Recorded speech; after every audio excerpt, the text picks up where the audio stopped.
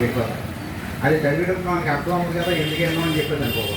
వేదం ఎక్కడైతే జరుగుతుంటుందో అక్కడ ఒక వైబ్రేషన్ ఉంటుంది. అలాగే మనకి వ్యాస భగవానుడు అష్టాదశ పురాణాలు ఇచ్చాడు, ఉప పురాణాలు ఇచ్చాడు, వాల్మీకి మహర్షి రామాయణాన్ని, భగవద్గీత, అనేక గ్రంథాలు ఉన్నాయి. మనకి ఎక్కువైనటువంటి గ్రంథం ఏదో తీసుకొని పారాయణం చేసుకుంటూ ఉంటాం. అలాగే లలితా సహస్రం, విష్ణు సహస్రం మిగతా రోజులు, అలాగే విష్ణు సహస్రం చేస్తారు ఏకాదశి రోజుని, లేకపోతే భగవద్గీత పారాయణం చేస్తారు ఏకాదశి రోజు. మిగతా రోజులు మాట ఏంటి? మరి వారం రోజులు మనం 3 పూట్ల తింటున్నాం కదా. ఈశ్వరుడు ఏం చెప్పాడంటే, నందీశ్వరుడికి రాగానే 2 నందీశ్వరులు కనిపించాడు ఇక్కడ, తెల్లదోటి నల్లదోటి 2 నందులు. ఆ కైలాసంలో ఉన్నటువంటి నందీశ్వరుడిని ఈశ్వరుడు పంపించాడు భూలోకంలోకి.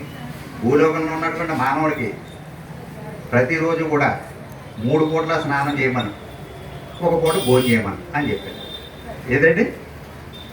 3 పూట్ల స్నానం చేయమని, 1 పూట భోజనం చేయమని చెప్తే ఆయన అలాగా ఈశ్వరుడు నామం చేసుకుంటూ వచ్చి మర్చిపోయాడు.